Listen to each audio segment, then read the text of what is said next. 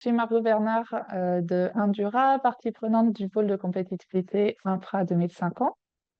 Donc, je vais animer ce webinaire qui va être la présentation de deux outils d'aide à la décision qui sont basés sur l'intelligence artificielle et qui nous aident dans la gestion des risques naturels, avalanches et mouvements de terrain.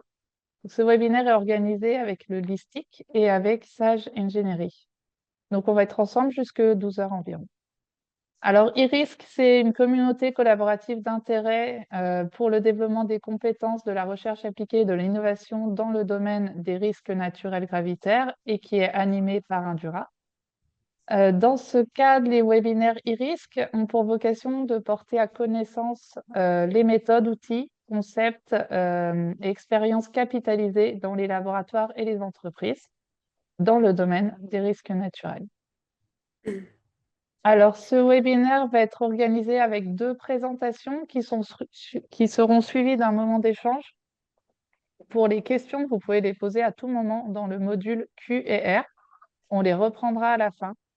Et au moment des échanges, vous pourrez aussi lever la main et comme ça, je pourrai vous donner la parole. Vous n'aurez plus qu'à activer le micro. Voilà, donc ce webinaire, on a deux intervenants. Frédéric Pourraz du LISTIC. Donc Frédéric, je te laisse te présenter en quelques mots. Donc, bonjour à toutes et à tous. Donc Frédéric Pourraz, moi je suis donc enseignant-chercheur au laboratoire LISTIC à l'université Savoie-Mont-Blanc. Je travaille sur l'aide à la décision en milieu incertain et donc j'applique ça plutôt à la partie danger d'avalanche. Et donc c'est ce que je vais vous présenter par la suite avec une vision plus système expert, une partie de l'IA aujourd'hui. Merci Frédéric. Et on est aussi avec Héloïse Cadet de Sage. Bonjour à tous. Donc moi, c'est Héloïse Cadet. Je suis chargée de recherche appliquée à la Société alpine de géotechnique et je travaille plus sur les domaines de la géophysique et du traitement de données. Merci. Eh bien, on y va. Frédéric, je te laisse la main pour la première Je vais présentation. partager l'écran. Hop, normalement, vous devez voir mon écran. Donc moi, je vais vous parler donc d'aide à la décision avec un outil d'intelligence artificielle un peu particulier qui sont les systèmes experts. Et donc au début, je vais vous donner en gros voilà, ça doit passer, une présentation un peu générale de l'intelligence artificielle. C'est, on va dire, un peu le buzzword du moment, mais souvent beaucoup de choses derrière. Derrière ce terme intelligence artificielle, il y a une classification. Alors, il y a des parties qui ne vont pas forcément nous intéresser aujourd'hui, c'est la partie en vert, la partie en orange et la partie en grise. Et donc, c'est pour dire qu'il y a des choses qui vont permettre d'interagir avec l'humain. Donc là, c'est la partie verte, par exemple, la synthèse vocale, de pouvoir récupérer des choses de l'humain avec la reconnaissance de texte, la reconnaissance de parole, la reconnaissance faciale. Il y a toute une branche, la partie grise en bas, qui est la partie traitement du langage avec la compréhension sémantique des textes, par exemple avec des ontologies. Donc là, voilà, différents types de classifications. Certaines ne vont pas nous intéresser aujourd'hui. Ce qui va nous intéresser aujourd'hui, c'est la partie aide à la décision. On va dire dans cette partie aide à la décision, il y a deux sous-catégories. Une première sous-catégorie qu'on pourrait généraliser avec les systèmes experts. Donc ça, c'est la présentation que je vais vous faire par la suite sur le danger d'avalanche.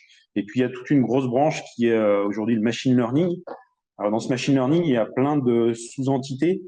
Je vous ai mis un diagramme qui vous permet de voir en fait le panel de méthodes qu'on a dans ce machine learning. Si vous flashez le QR code, vous tombez sur cet outil graphique qui est interactif. Vous pouvez cliquer sur les différentes sous-parties pour zoomer sur un des blocs. On va dire que de manière générale, là, il y a trois grandes sous-entités dans le machine learning. Il y a la partie jaune, qui est le deep learning, donc l'apprentissage profond, par exemple avec ChatGPT qu'on entend régulièrement en ce moment. Ça demande une grosse masse de données et des données qui sont labellisées, donc un gros travail de mise en place d'un dataset de données au départ. Il y a la partie verte, qui est la partie machine learning non supervisée pour faire du clustering, la réduction de variables. Et il y a la partie rouge en haut, qui est la partie machine learning supervisée pour faire de la classification ou de la régression. Et donc, à chaque fois, en fait, on a tout un panel d'outils mathématiques pour faire ce dont on a besoin. Et donc, dans la deuxième partie de la présentation, Héloïse va vous parler justement de machine learning supervisée, donc la partie rouge pour faire de la classification avec un outil particulier qui sont les random forests, donc les forêts aléatoires. Donc deux visions, deux outils différents, à la fois système expert, à la fois machine learning supervisé, donc deux cas d'application, sachant qu'on a un panel exhaustif de méthodes en fonction de ce qu'on veut faire avec l'IA. Donc, si on fait le focus sur cette partie danger d'avalanche, donc nous, on travaille sur une démarche qui s'appelle Crystal, qui part d'un constat, en fait, c'est que nos jugements sont souvent altérés par les facteurs humains, et en fait, nos biais cognitifs nous trompent et nous empêchent de voir souvent des choses assez concrètes et des signes évidents de danger. Et donc, l'objectif de la démarche Crystal, c'est en fait d'essayer d'extraire ces biais cognitifs et de prendre une décision de manière la plus consciente possible. Alors, cette décision, elle est à différents niveaux. Elle peut être pour les utilisateurs terrain, on va dire, donc les pratiquants, amateurs, professionnels de la montagne qui doivent prendre une décision sur le terrain, mais aussi pour les collectivités territoriales, puisque en fait, cette démarche, elle est utilisée aujourd'hui par l'expert nivologue Alain Duclos, qui travaille pour les départements de la Savoie, de l'Isère et des Hautes-Alpes, pour tout ce qui est gestion et sécurisation des routes pendant l'hiver, et puis en ce moment, tout ce qui est ouverture des grands cols des Alpes pour faire le déneigement ou non dans ces grands cols.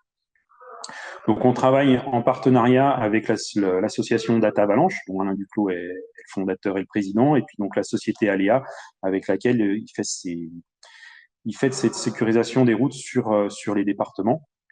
Et donc, à chaque fois, c'est la démarche Crystal qui est utilisée dans ces cas d'application. Alors, la démarche, en fait, pour essayer de faire fi de ces biais cognitifs, elle est basée sur 5 critères tangibles qu'on va pouvoir évaluer sans forcément dans un ordre particulier. Mais l'important, c'est que ces 5 critères soient en permanence évalués pour prendre une décision. Alors, vous allez me dire, en fait, il y a 6 critères là dans l'image. Le 6e critère, c'est le BERA, donc le bulletin d'estimation des risques d'avalanche, qui lui est un critère de nature un peu différente. Il est plutôt là pour permettre en partie d'évaluer les autres critères plutôt qu'un critère à part entière.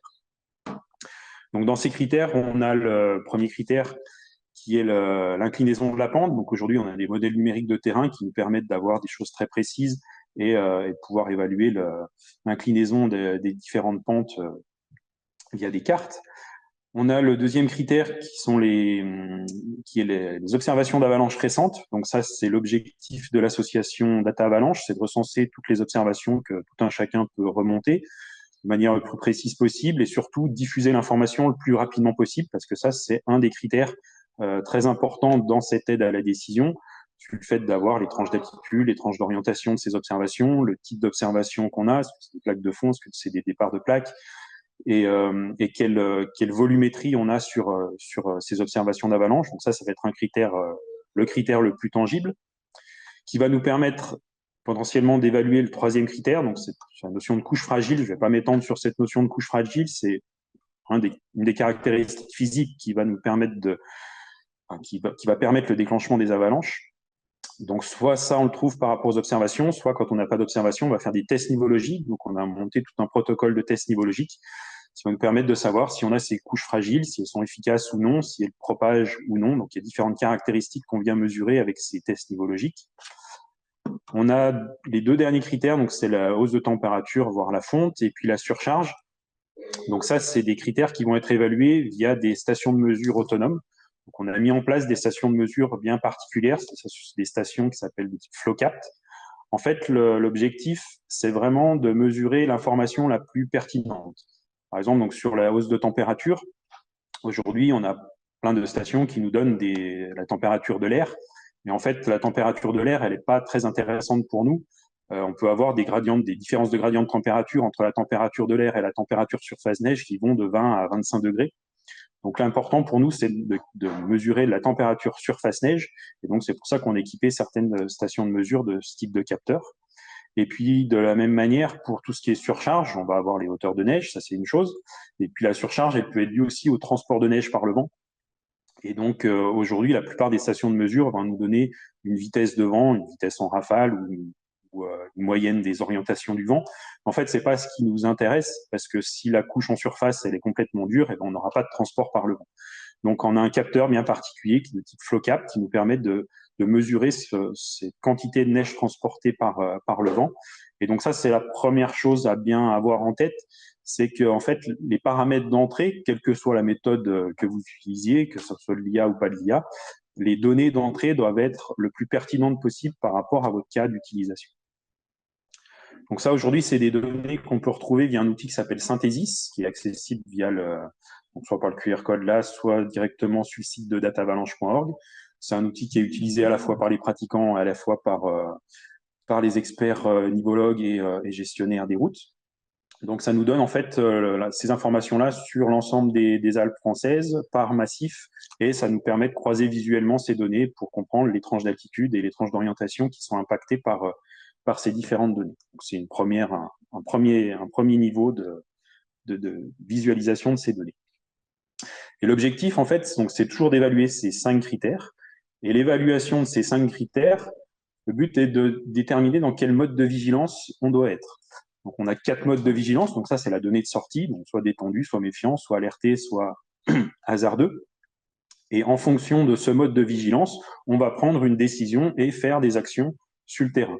Donc, ces actions, elles seront différentes. Si, par exemple, notre nivologue, Alain Duclos, il est sur le terrain en train d'évoluer, eh ben, s'il est en mode alerté, la décision et l'action qu'il va faire sur le terrain, elle sera d'un certain type. Et puis, s'il est plutôt dans le mode de sécurisation des routes, eh ben, sa décision et ses actions sur le terrain vont être différentes. Et dans tous les cas, lui, en fait, dans sa démarche de pensée, va toujours passer de ces 5 paramètres à ce mode de vigilance pour après découler de la décision et des actions à mettre en œuvre. Et donc ça, c'était l'objectif de nos travaux, c'était de transposer en fait cette connaissance humaine experte dans un outil logiciel. Le but étant pas de remplacer l'expert, le but étant de le conforter soit dans sa prise de décision, soit d'alerter sur quelque chose qu'il n'aurait pas forcément identifié, puisque forcément derrière, on a un humain et on peut avoir des erreurs humaines. Donc le but, c'est plutôt d'éviter ces erreurs humaines. Et donc cette transposition de cette connaissance experte dans un outil logiciel, et le but étant de déterminer le mode de vigilance à adopter en fonction des 5 critères d'entrée. Donc avec des contraintes derrière cet outil logiciel, le but étant de gérer les incertitudes, donc les incertitudes de mesure des paramètres d'entrée, et puis de jugement sur le résultat de sortie, et puis surtout de savoir expliquer le résultat. Donc avec une approche type boîte blanche, c'est-à-dire que le mode de vigilance qui sort du système, on doit pouvoir savoir l'expliquer, savoir dire qu'il y a tel et tel paramètre ou telle combinaison de paramètres qui a fait qu'on est arrivé vers tel résultat. Donc ça, c'est ce que nous permettent entre autres les systèmes experts. Plus on va aller sur du machine learning et plus on va aller vers du deep learning, en plus on va être sur des approches plus boîte grise, boîte noire, on ne va pas pouvoir facilement, voire pas du tout, expliquer le résultat final.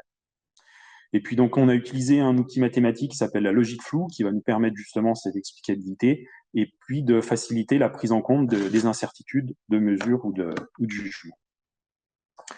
Donc la première étape, ça a été de formaliser avec ce qu'on appelle des sous-ensembles flous tous ces 5 critères d'entrée. Donc en termes de termes linguistiques, en termes de plage de valeurs, donc là je vais donner des représentations graphiques de ces sous-ensembles flous. Je ne rentre pas dans le détail. Le but, c'est de prendre en compte des incertitudes et de définir en fait des plages de valeurs donc avec des choses, soit 3 paramètres d'entrée pour les pentes, voire 4 paramètres pour les observations. Donc on a des niveaux de granularité différents en fonction des critères. Donc ça, c'est la première étape. Ensuite, la plus grosse étape, c'est définir des règles d'inférence floues. Alors, donc ça va être un dialogue avec l'expert pour définir des règles qui vont nous permettre de passer de ces 5 critères vers cette sortie, donc le mode de vigilance pour nous. Donc, il y a des opérateurs à mettre en place, donc ce qu'on appelle T-normes et T-conormes, qui vont être différents en fonction des données d'entrée, en fonction du domaine du cas d'application. Donc, on a déjà définir ces opérateurs, et puis ensuite définir donc des règles type si alors sinon. Et là, ce qu'il faut comprendre, c'est que si vous voulez mettre en œuvre un système expert, le prérequis, vraiment l'axiome de base, c'est la volonté de l'expert de transmettre la totalité de ses connaissances. Donc, il faut qu'il y ait vraiment de la confiance entre l'expert et la personne qui va modéliser le système. Parce que si l'expert a un peu de défiance et qu'il ne va pas donner toute sa connaissance, et ben forcément, le système logiciel qui est derrière, il sera moins performant et il y aura des zones d'ombre là-dessus. Donc ça, c'est quelque chose qui s'est vraiment bien passé entre nous et puis Alain Duclos pour vraiment. Alors c'est quelque chose de long, hein, c'est un dialogue permanent. Il va falloir revenir sur les choses régulièrement pour bien se comprendre et arriver vraiment à modéliser ce que lui a, sa manière en fait de travailler et de penser. Donc au final, on a ces 5 critères en entrée. Et puis, donc, on va ce qu'on appelle fusifier ces critères, donc avoir une représentation sous forme de sous-ensemble flou pour chacun de ces critères. Et puis, donc, le gros du travail, c'est de définir la base de règles avec ce dialogue en confiance avec l'expert métier.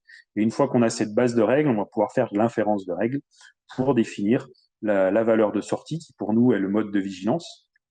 Ce mode de vigilance, on a voulu le garder de manière ce qu'on appelle fusifiée, donc flou. C'est-à-dire qu'on n'a pas toujours, en fonction des paramètres d'entrée, on ne peut pas toujours dire qu'on est 100% sûr qu'on est méfiant ou 100% sûr qu'on est alerté. Des fois, on va avoir du 70% alerté et 30% hasardeux. C'est pour ça qu'on prend en compte les incertitudes. Alors, on pourrait continuer le processus en ce qu'on appelle en défusifiant ces deux valeurs et en n'ayant qu'une valeur de sortie pour potentiellement automatiser des choses derrière. Là, c'était pas l'objectif. L'objectif, c'est de conforter l'utilisateur, l'expert dans sa décision ou l'alerter sur des choses qu'il n'aurait pas vues. Donc, on a décidé de garder cette sortie fusifiée.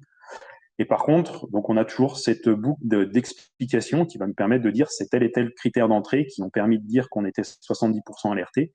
Et on a tel critère qui est quand même très haut, donc c'est pour ça qu'on a le 30% hasardeux. Et donc, c'est juste une aide à la décision, hein, c'est pas un système de décision en tant que tel. Donc ça, c'est la vision globale, enfin une partie du système. En fait, le système, il est un peu plus gros que ça, puisqu'en fait, tous ces critères d'entrée peuvent être eux-mêmes décomposés en sous-critères. Si on prend le critère pente, par exemple, on va regarder la pente qui est sous nos pieds.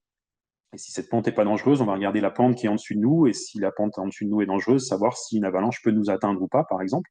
Donc, on a des sous-critères à chaque fois. Et donc, à nouveau, on va avoir une base de règles pour passer de ces sous-critères aux critères, tout en gardant à nouveau l'explicabilité de pourquoi on a telle valeur de critères en fonction des sous-critères d'entrée. Et donc ça, on a fait ça sur l'ensemble des 5 critères. Et là, en fait, le but est de mimiquer la manière de penser de l'expert. En fait, si on avait pris tout de suite en fait une trentaine de sous-critères et dit à l'expert donne-nous les règles pour passer de cette trentaine de sous-critères au mode de vigilance, lui, il n'aurait pas su le faire parce qu'en fait, l'humain, il n'est pas capable de gérer une trentaine d'informations en même temps. Et donc, lui, ce qu'il fait, c'est qu'il décompose les choses. Et donc, ce système expert hiérarchique, avec différentes bases de règles, eh ben, il limite cette manière de penser en découpant en fait les phases de réflexion. Donc voilà, donc nous on a créé donc un système expert hiérarchique pour formaliser donc la connaissance de l'expert. Encore une fois, c'est pas pour remplacer l'expert, c'est soit pour le conforter, soit pour l'alerter et éviter des erreurs humaines. On a utilisé la logique floue parce que c'est quelque chose qu'on maîtrise bien au niveau du laboratoire, qui nous permet de vraiment gérer les incertitudes et puis d'avoir toujours ce niveau d'explicabilité. Et donc, dans les travaux en cours, on a la validation terrain de ces règles. Donc, c'est différentes bases de règles, hein, soit pour passer des sous-critères vers les critères, soit vers les critères vers les modes de vigilance. Donc, on a toute une phase de validation terrain. Et puis, en fait, plus on se rapproche des sous-critères, plus on est vers des données capteurs et donc des données mesurées. Et donc là, on sort un peu du système expert et on va vouloir en fait automatiser la récupération de ces sous-critères. Et là, on va plus aller sur des méthodes de machine learning parce qu'on a des données qui sont beaucoup plus volumineuses avec donc des machine learning non supervisées pour faire de la réduction de variables quand on a trop de données ou faire du clustering. Et puis, pour certains cas, faire donc de la machine learning supervisée avec, par exemple, des forêts aléatoires pour faire de la classification. Donc ça, c'est des choses qu'on utilise en parallèle de ce que je vous ai présenté pour évaluer de manière automatique les sous-critères. Et donc, ça me permet de faire la transition avec ce que Héloïse va vous présenter tout de suite, puisque donc elle utilise à la fois elle utilise du machine learning supervisé et elle va vous présenter un cas d'utilisation justement des forêts aléatoires. J'arrête le partage, je te laisse la main, Héloïse. Ok, merci. Hop. Attends.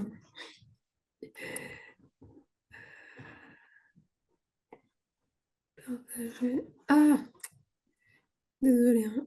Faut que je trouve mon deuxième écran.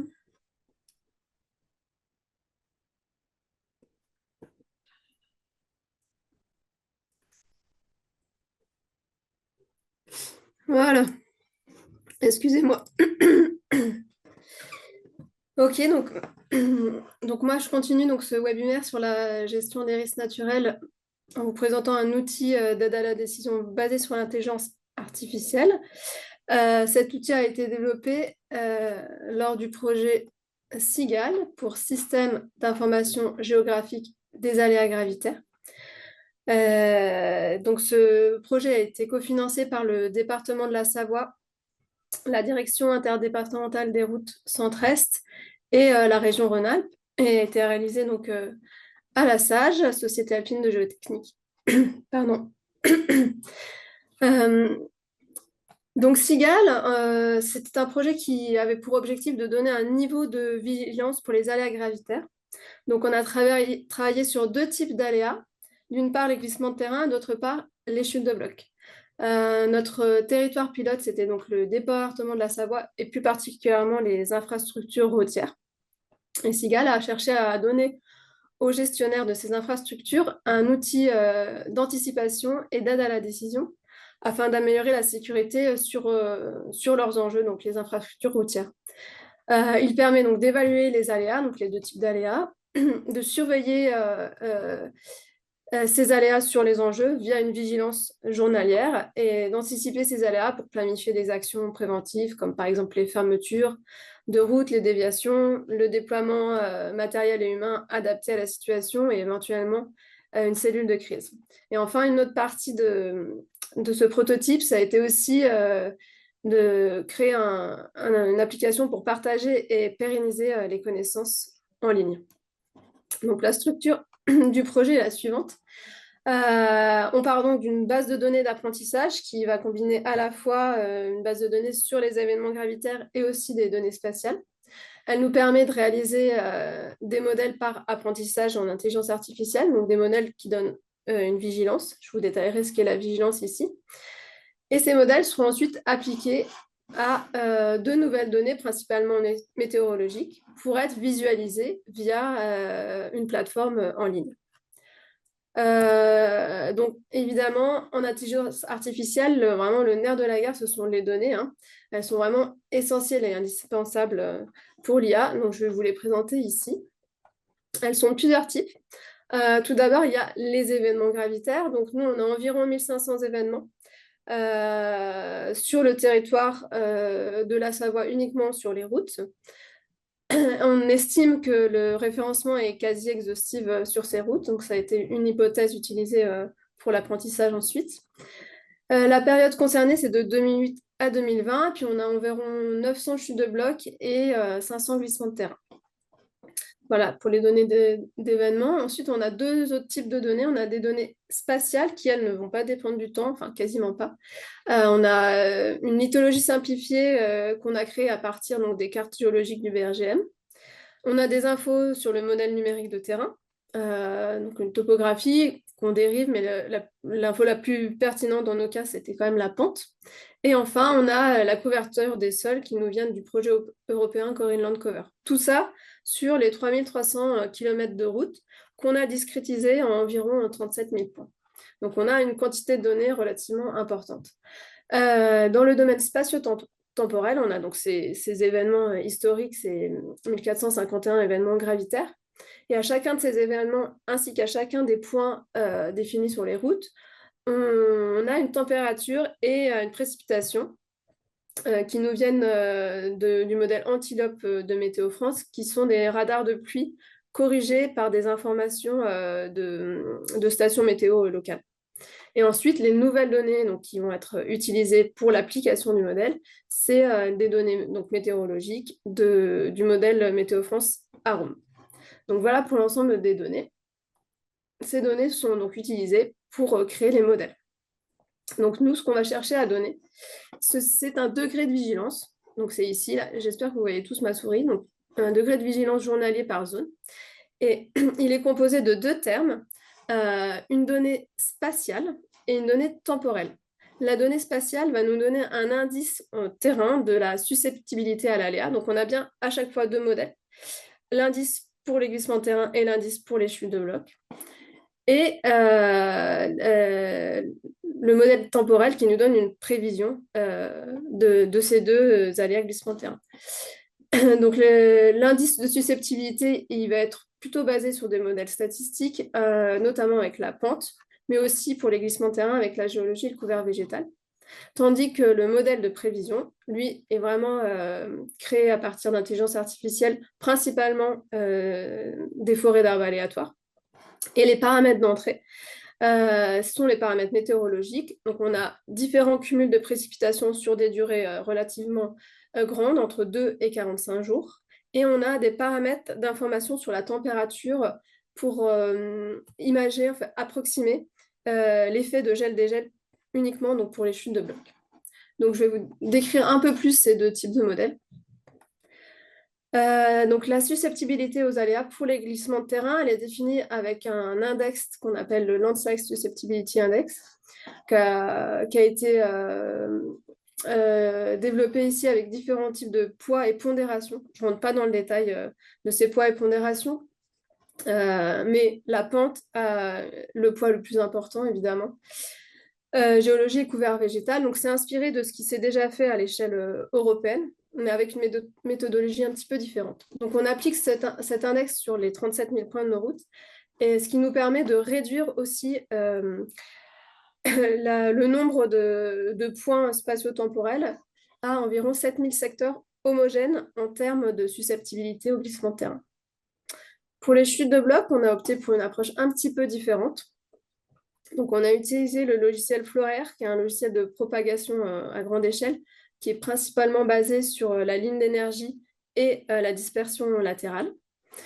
Et donc, on a fait varier les paramètres à la fois de zone de départ qu'on a détectés automatiquement et les paramètres de calcul du logiciel Florer pour avoir un bon compromis entre le nombre de chutes de blocs effectivement inclus dans les zones de susceptibilité aux chutes de blocs et un minimum de linéaires de route concernés par ces chutes de blocs. Voilà.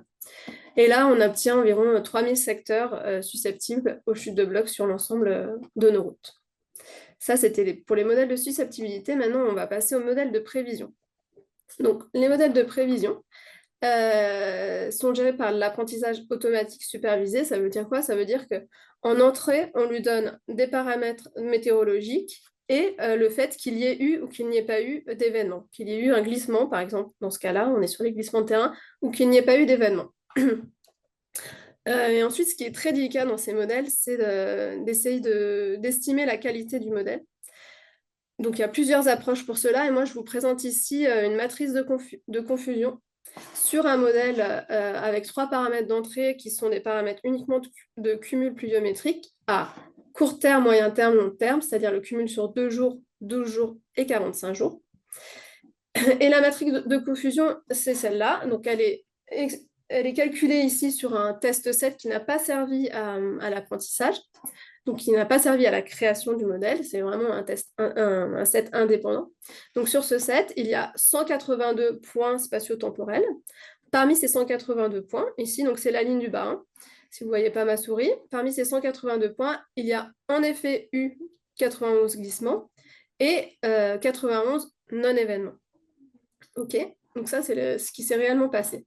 Notre modèle de prévision, ici, il nous donne, si on regarde la ligne glissement prévision, 131 glissements.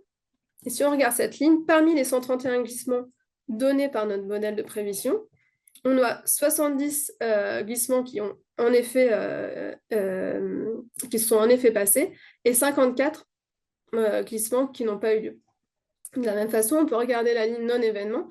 Donc, les prévisions nous donnent 51 non-événements Et parmi ces 141 non-événements, donc sur cette ligne-là, on voit qu'il y a malgré tout 14 événements de glissement de terrain. Donc, ce qu'on regarde principalement ici, nous, ce qu'on veut pour notre modèle, c'est on veut qu'il y ait le maximum d'événements qui soient prévus. Donc ici, on voit que sur les 91 événements, il y en a 70 qui sont effectivement prévus par notre modèle. Donc on a un rappel, hein, ça s'appelle le rappel, cette valeur de métrique, de 85%. Donc c'est une très bonne valeur parce qu'on est vraiment dans un contexte donc, de risque naturel où il y a beaucoup d'aléatoires qu'on ne peut pas prendre en compte uniquement avec 3 paramètres pluviométriques, mais on est vraiment sur un modèle global territorial. Donc c'est une valeur de rappel qui est vraiment bonne. Et on va aussi regarder, parce que ce qui est intéressant pour la gestion, c'est le nombre de fausses alertes, donc ce qu'on appelle la métrique de précision. Et là, on voit que parmi les 131 glissements prévus par le modèle, il y en a environ 40% qui sont des fausses alertes. Donc ça reste un chiffre raisonnable, parce qu'évidemment, quand il pleut, tout ne va pas tomber sur tout le territoire. Donc on a forcément des fausses alertes, c'est quelque chose qu'on attendait. Donc, on a fait ça pour les glissements de terrain avec des valeurs de rappel et de précision assez bonnes. Pour les chutes de blocs, on a de nouveau cette matrice de confusion et on a des ordres de grandeur à peu près identiques sur les valeurs de rappel et de précision.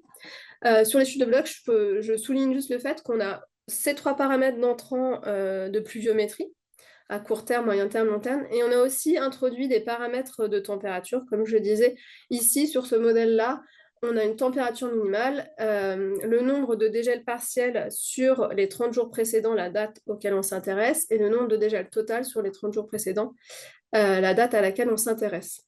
Donc ça a été aussi un gros challenge pour nous d'avoir une sélection de paramètres parce qu'on avait une 60aine de paramètres d'entrée, il y en a vraiment énormément, mais le but c'était que l'outil soit efficace en ligne et que les calculs se fassent assez rapidement, donc il fallait vraiment minimiser ces paramètres d'entrée tout en gardant des paramètres de métrique, bon, entre autres rappel et précision, mais c'est entre autres, relativement. Donc c'était un challenge pour nous. Voilà, donc tous ces modèles donc, nous donnent ce degré de vigilance qu'on va vous présenter via un service web. Alors, ce service web, il y a plusieurs applications. Il y a une application historique qui permet donc ce partage des connaissances et cette pérennisation. Comme vous voyez, il y a une carte qui donne, donc c'est la répartition géographique spatiale des événements. On a de quoi sélectionner, chute de blocs, glissement de terrain, etc. Donc on a cette répartition spatiale et on a aussi une visibilité sur la répartition temporelle de cette base de données historique. Et on peut aussi faire des sélections sur les dates. Et les 2 autres applications sont les applications de vigilance à proprement parler, avec la vigilance glissement de terrain d'une part, chute de bloc d'une part, qui va permettre d'évaluer et de surveiller les aléas via une vigilance en temps réel, avec une précision sur les jours à venir. Donc, je vous montre un exemple sur la vigilance glissement de terrain. Donc, cette application donne une visualisation de la vigilance qui est, je le rappelle, la combinaison de la susceptibilité, donc qui est vraiment spatiale, et de la prédiction qui est temporelle. On peut visualiser le niveau de vigilance sur une période de 14 jours. Donc, vous voyez ici un exemple avec un niveau de vigilance donc, qui a été normalisé entre 0 et 100 hein, pour avoir une idée du pourcentage de vigilance, avec des vigilances qui vont de élevé, faible à moyenne avec un code couleur, et la période qu'on choisit ici via ce curseur. Donc, on peut avoir cette visualisation temporelle et aussi on peut avoir une visualisation qui est plus spatiale. Donc, les zones sont de plusieurs niveaux. On peut avoir une visualisation de l'ensemble du territoire avec une moyenne de la vigilance sur l'ensemble du territoire. Donc, ici, les infrastructures routières de la Savoie. Ensuite, on peut avoir une visualisation sur des zones qu'on peut prédéfinir avec les gestionnaires. Donc, ici, on a défini une dizaine de zones prioritaires qui vont être plus ou moins homogènes d'un point de vue géomorphologique, mais aussi d'un point de vue administratif, avec des gestionnaires différents. Donc, on voit les différences de couleurs sur ces zones-là, si vous regardez la carte en haut ici, avec des vigilances plus élevées pour certaines zones. Et enfin, le dernier niveau de zoom, c'est à l'échelle du secteur. Donc, le secteur, c'est le tronçon de route homogène par rapport à l'aléa visé, chute de bloc ou glissement de terrain. Une fois qu'on arrive à ce niveau de zoom minimal, on est sur ce tronçon-là et à chaque tronçon est associée une carte d'identité du tronçon qui nous permet de voir à la fois les caractéristiques spatiales qui nous ont donné un niveau de l'indice de susceptibilité. Donc, on a la géologie, la pente, le couvert végétal. Et on a aussi, comme on est sur une date, les caractéristiques historiques de la pluviométrie 45 jours avant la dernière date visée dans notre curseur de date. Et ce qui est pratique, c'est qu'à ce niveau-là, donc quand on est ici au niveau du secteur, on a tout de suite un outil qui automatise tous les événements historiques qui sont proches de la zone et on peut avoir donc les deux cartes d'identité côte à côte. Donc ce service web, il est en ligne depuis mi-2022, donc ça fait bientôt 2 ans. Donc du coup, on a eu quelques retours d'expérience sur cette zone. Donc là, je vous montre un retour d'expérience sur un éboulement d'ampleur qui a eu lieu le 27 août 2023, sachant que ce prototype a été vraiment réalisé à une échelle territoriale. Donc c'est vraiment quelque chose qui n'est pas fait spécifiquement pour un site particulier. C'est quelque chose qui dans l'idée, reste global sur un ensemble de zones. C'est la manière dont il a été construit, mais malgré cela, il marche quand même très bien quand on s'intéresse à des sites particuliers, en tout cas pour ce site-là. On voit que l'éboulement qui a eu lieu ici se trouve dans un niveau de vigilance très élevé, qui continue les jours suivants. Donc ça, c'est une première étape pour alerter les gestionnaires d'infrastructure et se dire, oula, on est sur une vigilance très élevée. Bon, là, on a vu sur 14 jours, mais si on regarde ce niveau de vigilance, donc ça, c'est les points noirs et les traits noirs. C'est vraiment le même niveau de vigilance qui a été représenté là sur 14 jours, sauf que là, il est représenté entre mars 2022 et octobre 2023. Donc, on a 1 an et demi de données ici. Et on voit que si on donne un seuil d'alerte maximale, d'alerte rouge vraiment à 0,76, on voit qu'on a 1, 2, 3 périodes sur ces 1 an et demi, ce qui est très peu d'alertes très élevées.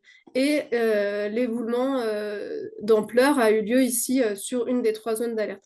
Donc, malgré tout, malgré des niveaux de précision qui donnent un nombre assez élevé de fausses alertes, on n'a finalement que 3 alertes sur ces 1 an et demi et on a bien le moment de l'éboulement principal.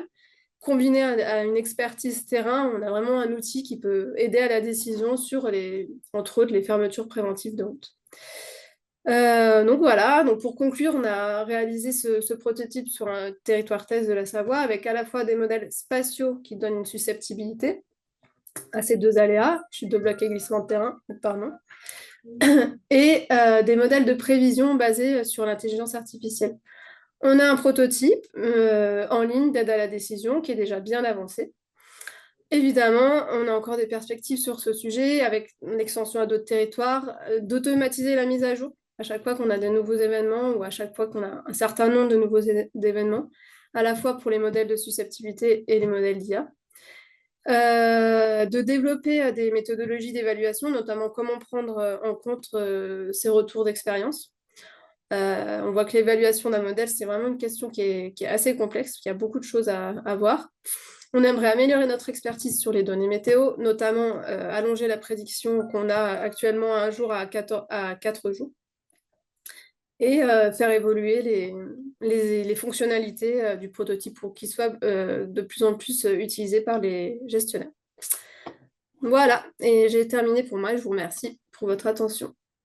Peut-être que Margot, j'arrête le partage? Oui, tu peux arrêter le partage. Merci beaucoup, Héloïse. Merci, Frédéric, pour vos présentations. Alors, vous pouvez poser vos questions dans le module QR ou bien lever la main aussi directement et comme ça, je vous donne la parole. J'en avais une en t'écoutant, Héloïse, pour améliorer la précision du modèle, ce qui reste quand même une question dans ce que tu as présenté. C'est quoi? C'est juste avoir plus de données ou il y a d'autres possibilités? Non, pour moi, la précision, ça sera difficile d'aller vraiment au-delà parce que c'est presque intrinsèque à la problématique, hein. Et c'est heureusement pour nous quand il pleut sur le territoire, quand il pleut beaucoup, hein, ce qui est quand même le premier facteur déclenchant, tout ne s'effondre pas partout. Donc c'est normal qu'on ait des fausses alertes. Après, ce que nous, on va chercher à améliorer, c'est sur certains sites connus, quand on a du suivi, d'essayer d'avoir des modèles plus spécifiques aux sites qu'on connaît mieux. Donc peut-être faire varier les modèles spécifiquement sur les sites qu'on connaît, ça c'est une des pistes. Voilà, je pense que ça répond en partie à ta question. Oui, merci. Alors, il y a quelques questions qui sont arrivées. Donc, quelle est la proportion d'influence des températures par rapport aux pluies pour les chutes de blocs? Alors là, c'est difficile de donner en termes de proportion. En tout cas, ce que je peux dire, c'est l'amélioration des métriques quand on ajoute l'information de la température. Donc, de toute façon, le premier ordre, c'est vraiment la pluviométrie, c'est le premier ordre. Et ensuite, ça améliore entre 5 à 10 points les métriques. Donc, c'est pas énorme, mais c'est appréciable quand même. Donc, il y a une amélioration, mais qui n'est pas drastique. Ok, merci. La susceptibilité peut évoluer dans le temps. Par exemple, événements gravitaires ayant modifié le MNT, évolution du couvert végétal. Comment cela peut-il être pris en compte?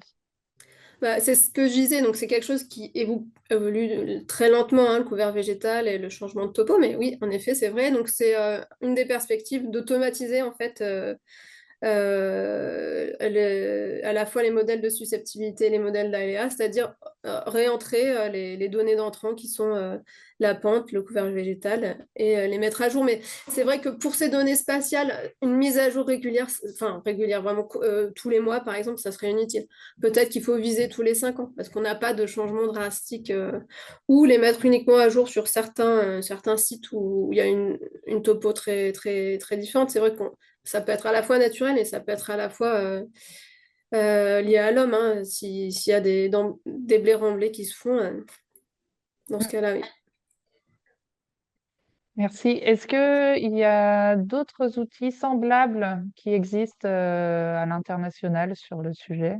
Alors, en Italie, il y a pas mal d'outils qui sont développés dans ce sens-là. En France, il n'y a pas encore d'outils, en tout cas, sur le marché, ça c'est sûr. Il y a des pistes en cours, il y a des choses qui sont faites, qui sont en train d'être faites en ce moment, mais il n'y a pas, en France, il n'y a pas d'autres outils, non. En tout cas, qui soient accessibles opérationnellement, quoi, on va dire. Mm. Justement, ça permet de rebondir sur la question d'Aude qui demande qui est susceptible d'utiliser le site web. Alors là, pour l'instant, c'est enfin, le département de la Savoie, l'équipe risque naturel. Après, les accès, peut-être envoyez-moi un mail. Je ne sais pas si vous avez vu le mail, mais vous n'hésitez pas à m'envoyer un mail si vous voulez avoir un accès. Moi, il faut que je valide avec le département de la Savoie dans quelle mesure c'est possible ou pas, vu que c'est quand même sur leur territoire. Voilà. Mais n'hésitez pas, Margot, mon mail, il sera dans les PDF des présentations. Oui, et puis si jamais passez par moi, si jamais vous ne le retrouvez pas. Ok. Alors j'ai une question sur la durée de développement du modèle. Alors je pense que ça peut s'appliquer aux deux modèles. Si Héloïse et Frédéric, combien de temps ça vous a pris pour développer tous ces modèles? Enfin, vraiment, le nerf de la guerre, ce que je disais au début, c'est créer la base de données, une base de données homogène, une base de données exhaustive en espace et en temps. Et ça prend des années, hein. C'est pas arrivé d'un coup, donc ça, c'est vraiment le plus long. Et après, la construction du modèle en soi, il y a eu beaucoup de questionnements, en tout cas, surtout au début, sur quel type de modèle, hein. Je ne suis pas partie tout de suite sur les forêts d'arbres aléatoires, j'ai essayé beaucoup d'autres modèles. Donc, il y a toute cette phase de test qui est assez longue. Mais maintenant, avec, on va dire, avec l'expertise qu'on a sur ce premier jeu de données, ça peut être assez rapide. Voilà, le projet, il a duré 2 ans. Il m'a bien fallu 2 ans pour arriver là. Mais en effet, dans ces 2 ans, il y a une expertise qui a été gagnée. Donc, à l'heure actuelle, je pense que ça serait plus rapide. Et ce qui est long aussi à mettre en place, c'est peut-être qu'on a un événement gravitaire, mais il faut lui associer toutes les informations pluviométriques, toutes les informations de température sur cet événement-là et sur tous les points des routes, hein. Donc, c'est aussi une quantité de données à gérer qui est assez importante. Par contre, le modèle actuel qui existe, il peut être appliqué dans des zones qui sont similaires d'un point de vue, par exemple dans les Alpes et d'un point de vue météo aussi, quoi, qui a un peu des similarités, pardon. Je sais Frédéric, pas, j'imagine Frédéric. que la réponse est un peu similaire. Ouais, la réponse elle est un peu similaire. En fait, la complexité d'un modèle expert, c'est toute la phase de dialogue avec l'expert pour essayer de bien comprendre ce que lui a dans la tête, de lui faire comprendre aussi quelle est l'importance de certaines règles par rapport à d'autres. Donc voilà, il y a toute cette partie-là qui prend du temps et c'est pas en une seule réunion. Ça veut dire va falloir faire des réunions régulières. Donc ça dépend aussi du temps que l'expert peut mettre dans la démarche. Mais voilà, il faut compter 6 mois, un an au minimum pour arriver à définir une base de règles qui soit cohérente et qui soit juste. Mm. Merci. Alors, on revient sur la deuxième présentation. Est-ce que dans le modèle que tu as présenté, Loïse, on peut prendre en compte les aménagements routiers réalisés? Oui, on peut. Là, c'est pas actuellement ce qui a été en ligne, mais enfin, si, c'est partiellement en ligne. En fait, ce qu'on a pris en compte, c'est quand il y avait des tunnels, des casquettes. Là, bah, du coup, on a diminué la susceptibilité. Parce que voilà. Et ensuite, par contre, ce qu'on n'a pas encore pris en compte, et ce qui est un peu plus délicat, c'est comment on prend en compte les filets. Est-ce que ça diminue vraiment totalement la susceptibilité à aller là, par exemple, voilà, quand c'est d'autres types de protection, là, c'est quelque chose en réflexion, on va dire. Mm. Alors, j'ai l'impression que tu as déjà répondu, mais je la repose. Peut-être qu'il y a besoin de plus de précision. Par rapport à un seuil d'alerte sur des coupes de seuil pluie-température, quelle est la réduction de la proportion de fausses alertes? Alors, C'est par ce que rapport tu à... disais, alors, non? Quand on y associait la température, tu réduisais, enfin, c'est ce que j'ai cru. est-ce que la question, je l'ai devant mes yeux? Oui, oui, oui. Taux de fausses alertes sur un ensemble de sites connus. En plus de Alors sur non, un... c'est la c'est ça. première question hein, Ah, pardon. de Clément Par rapport à un Gasto. seuil d'alerte sur des coupes de seuil de pluie, température... Ah, ok. Alors, il y a une amélioration. Donc là, en tout cas, sans parler de la température, moi, j'ai fait une comparaison entre les seuils classiques qui sont utilisés généralement en déclenchement sur les glissements de terrain, c'est des seuils intensité-durée sur les événements pluvieux. Donc là, il y a une conférence des Journées nationales de la géotechnique, de la géologie et de la géotechnique à Poitiers en juin. Et donc, je vous invite à aller jeter un coup d'œil sur cette conférence. J'ai écrit un article là-dessus et je compare justement le gain qu'on a à ne pas utiliser uniquement des seuils. En fait, le gros gain qu'on a, c'est que si on utilise ces seuils, on est sur une seule date et on n'a pas cette information de pluviométrie ou même de cumul de dégel sur les 30 jours avant ou de cumul sur 45 jours. Donc on n'a pas l'information qu'on pressent sur quel est l'état en fait hydrique du sol le jour où il y a une pluie un peu plus importante. S'il a beaucoup plu avant ou pas, ça va certainement changer. Donc l'amélioration de la réduction, je ne l'ai pas en tête, mais en tout cas, je peux l'envoyer sans problème si vous me laissez votre mail ou écrivez-moi, je vous l'envoie. Et sinon, je vous invite à aller au JNGG à Poitiers en juin. Mhm. Merci pour l'invitation. Est-ce que tu aurais un chiffre sur le taux de fausse alerte, sur le niveau d'alerte maximum, sur un ensemble de sites connus, en plus de l'exemple que tu as déjà donné? Le taux alors, j'arrive pas bien à comprendre la En fait, question. je C'est pense quoi que un ensemble de sites connus? c'est par rapport à l'exemple sur la chute de bloc où il y avait trois taux maximaux Ah oui, d'alerte. oui, j'en ai d'autres. J'ai fait des retours d'expérience sur d'autres sites spécifiques. Voilà, alors moi, ce que je dis bien, c'est que ce modèle, il a été fait pour un territoire et là, on est hyper content qu'il marche sur un site spécifique. Donc, j'en ai trois autres. Euh, Comme ça en tête, en gros, les gros éboulements, vraiment les choses d'ampleur, il va les détecter sans problème. Il y a un site où il n'y a aucune fausse alerte, par contre, on ne détecte pas certains petits événements, par exemple. Donc, ça va vraiment dépendre du site. Donc, c'est là où ça vaut le coup de se dire, comme c'est site spécifique, ça vaut le coup de développer des modèles un peu plus site spécifiques. Mais malgré tout, voilà, je ne peux pas répondre globalement, c'est site par site. Après, ce qu'il faudrait faire, ce qu'on compte faire, c'est vraiment faire un retour d'expérience sur l'ensemble du territoire, sur 2022-2023. Mais en fait, il y a un gros temps de latence sur les remontées terrain. Et pour l'instant, les chutes de blocs 2022, on ne les a pas toutes, ni glissement, et 2023, loin de là. C'est vraiment, voilà, la structure qui est mise en place fait que c'est la remontée des infos est pour l'instant un peu longue. C'est aussi, c'est vraiment une piste essentielle à améliorer pour nous. Ok, merci beaucoup. Il n'y a pas d'autres questions a priori. Et ben, en tout cas, merci pour les deux présentations, Héloïse, Frédéric, c'était très intéressant. Merci pour l'invitation et l'organisation, Iris et Indura. Merci beaucoup, Margot. Ouais, également. Merci Margot pour cette invitation. Merci. Et puis, très bonne journée et à bientôt. Merci Bonne à tous et journée. bonne journée. Bonne Au revoir. journée. Au revoir.